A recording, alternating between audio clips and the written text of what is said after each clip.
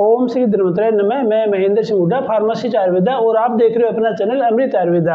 आज की इस वीडियो के अंदर हम चर्चा करेंगे रसायन चूर्ण, जो कि आयुर्वेद के 8 भाग होते हैं। 8 भाग में से एक होता है रसायन भाग। रसायन का मतलब होता है हमारे शरीर को जो एजिंग होती है उसको कम करना, रोगों को कम करना, और हमारे शरीर के अंदर जितने भी विकार उनको कम करना, मेधा स्मृति को बढ़ाना, और उत्तरोत्तर धातुओं का विकास करना। विकास करने के बाद में जो ओज धातु होती है उसका भी विकास करना।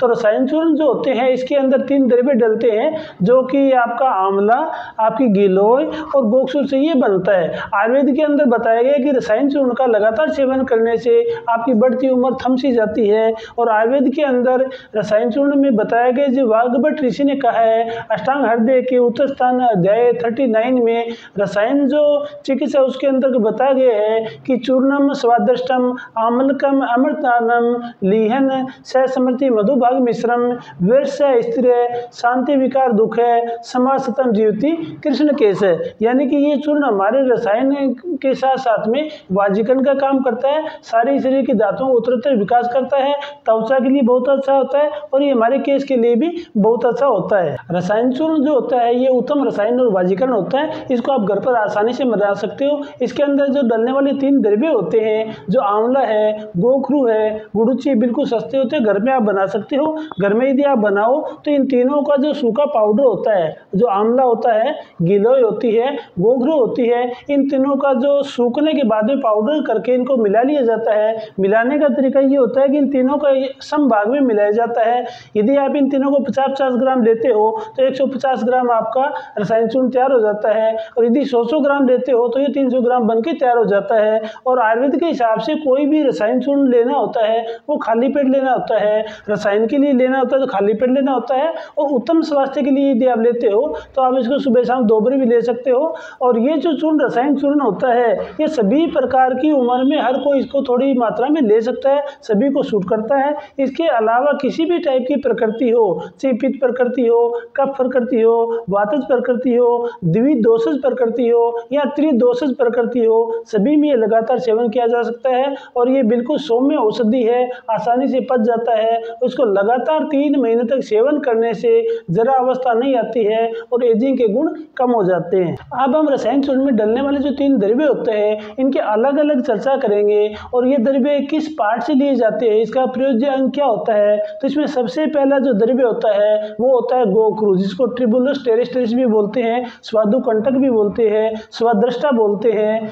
और ये जो गोखरू जो होता है 2 टाइप का होता है, छोटा गोखरू और बड़ा गोखरू। इस औषधि में जो प्रयोज्य ये फल है, और छोटा गोखरू को इसमें काम में लिया जाता है। छोटा गोखरू को सुखाकर इसका पाउडर बना लिया जाता है और इस चूर्ण के अंदर ये डलता है। गोखरू जो होता है ये नेचुरली रूप से टेस्टोस्टेरोन के हार्मोन के लेवल को बढ़ाता है। और यदि गोखरू का 20 ग्राम पाउडर 250 ml दूध में डालकर अच्छी तरह गर्म करके सुकोषण होने पर छानकर पीने से सपर्म क्वालिटी और क्वांटिटी दोनों बढ़ते हैं। और यदि गोखरू का चूर्ण 10 ग्राम, स्थावरी का चूर्ण 10 ग्राम और 250 ml दूध में अच्छी तरह गर्म करके बॉईल करके उसको छानकर सुकोषण होने बाद पीने से भी शुक्राणुओं की मात्रा बढ़ाता है, उनकी क्वालिटी भी बढ़ाता है। इसके साथ साथ में जो गोखरू का सेवन करने से यूरिन तंत्र में बहुत अच्छा कार्य करता है। यदि किसी की पथरी हो, पथरी की वजह से किडनी में सूजन आ गई हो, मूत्र व संस्थान में कहीं भी सूजन हो, दर्द हो, इसको ये कम करता है। मूत्रदाह में, मूत्रकर्ष में बार बार थोड़ा बाथरूम आता है उसमें बहुत अच्छा कार्य करता है। ये डायूरेटिक का कार्य करता है। इसके साथ में एंटी एजिंग होता है। इसका जो पाउडर बनाकर फेस पे करने से हमारी स्किन में ग्लो बढ़ता है और चेहरे पे कांति बढ़ती है। इसके साथ साथ में जिन लोगों को यूरिक एसिड की प्रॉब्लम हो, यूरिक एसिड बढ़ गया हो, वो लोग इसे 5 ग्राम पाउडर पानी में भिगोकर छोड़ देते हैं और सुबह होने के बाद उस पानी का सेवन करते हैं, तो ये हमारे शरीर में यूरिक एसिड की मात्रा को कम करता है।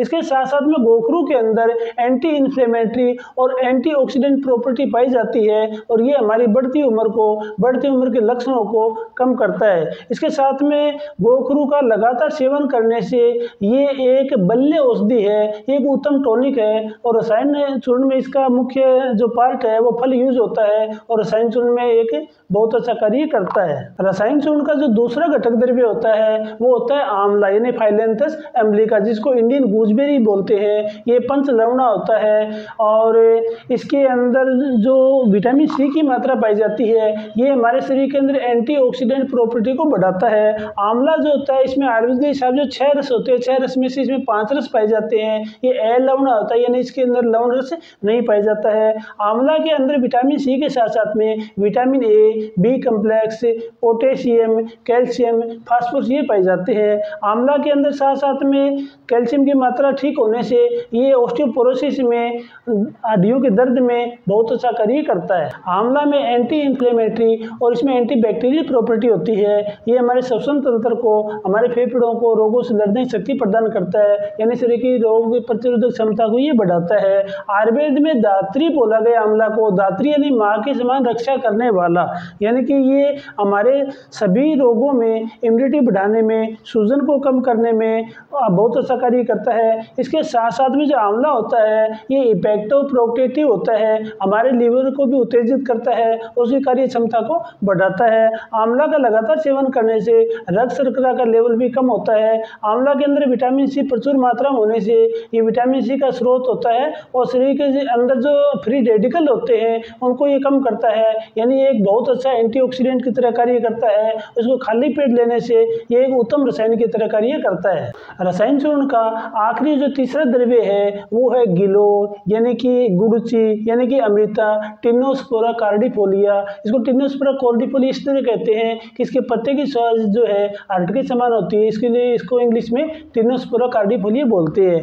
जो गिलोय जो होती है इसके अंदर 100 गुण पाए जाते हैं, शरीर में सूजन को दूर करता है, किसी भी तरह की फीवर हो, डेंगू फीवर हो, मलेरिया हो, सभी में काम करता है। इसके साथ साथ में शरीर में प्लेटलेट की मात्रा को बढ़ाता है और डेंगू के अंदर कई केमिकल पाए जाते हैं, ग्लूकोसेकेराइड, टेनिन पाए जाते हैं जो शरीर की रोग प्रतिरोधक क्षमता बढ़ाने के साथ साथ में उत्तम रसायन का कार्य करते हैं। गिलोय जो होती है इसका काढ़ा बनाकर पीने से शरीर की रोग प्रतिरोधक क्षमता बढ़ती है। गिलोय में vitamin C, B complex, magnesium और कैल्शियम पाया जाता है। गिलोय का लगातार सेवन करने से हमारे शरीर का जो पाचन तंत्र है मजबूत होता है। गिलोय के अंदर जो फाइबर होता है इससे पेट का पाचन बढ़ता है और पेट में ब्लोटिंग, गैस, अफारा कम होता है। गिलोय के अंदर 100 प्रॉपर्टी होने की वजह से ये गठिया में, आम बात में, संधिवात में, संधिशूल में, जोड़ों के दर्द में बहुत अच्छा कार्य करता है। और गिलोय के अंदर जो रोग प्रतिरोधक क्षमता होने की वजह से ये हमारे लंग्स की रोग प्रतिरोधक क्षमता बढ़ाता है, यानी कि इम्यूनिटी को ये